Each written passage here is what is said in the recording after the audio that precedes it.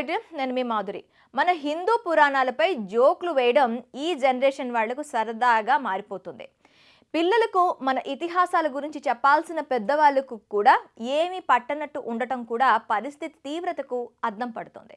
తాజాగా రామాయణం స్కిట్తో జోక్స్ చేసిన విద్యార్థులపై ఐఐటి బాంబే మేనేజ్మెంట్ తీవ్రంగా స్పందించింది. విద్యార్థులపై భారీగా జరిమానా విధించి హెచ్చరించింది. మన దేశంలోనే ప్రతిష్టాత్మక ఐఐటి బాంబే విద్యా సంస్థలో కొందరు విద్యార్థులు ప్రదర్శించిన స్కిట్ వివాదాస్పదమైంది.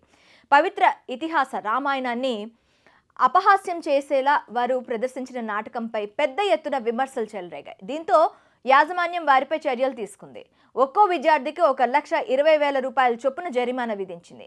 వివరాల్లోకి వెళ్తే ఈ ఏడాది మార్చి చివర్లో ఐఐటి బాంబేలో వార్షిక ఆర్ట్స్ ఫెస్టివల్ జరిగింది.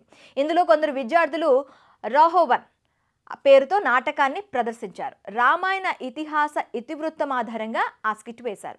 అందులో శ్రీరాముడు, సీతాదేవి, లక్ష్మణుడి పేర్లను డైరెక్ట్గా చెప్పనప్పటికీ అరణ్యకాండలోని కొన్ని ఘట్టాలను పోలిన సీన్స్తో నాటిక ప్రదర్శించారు.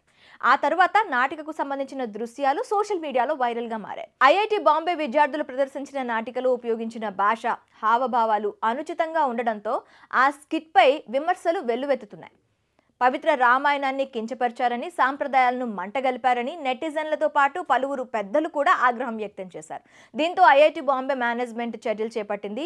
డిసిప్లినరీ కమిటీ ఏర్పాటు చేసి ఘటనపై దర్యాప్తు జరిపింది. అనంతరం నాటిక ప్రదర్శించిన విద్యార్థులపైన క్రమశిక్షణ చర్యలు తీసుకుంది. సీనియర్ విద్యార్థులకు ఒక్కొక్కరికి 1,20,000 చొప్పున జరిమానా విధించింది. ఆ ఫైన్ వారి సెమిస్ట్రీ ఫీజుకు దాదాపు సమానం. ఇక జూనియర్లకు 40,000 రూపాయల చొప్పున జరిమానా వేయడంతో పాటు హాస్టల్ సదుపాయాలను పొందడంపై బ్యాన్ విధించారు.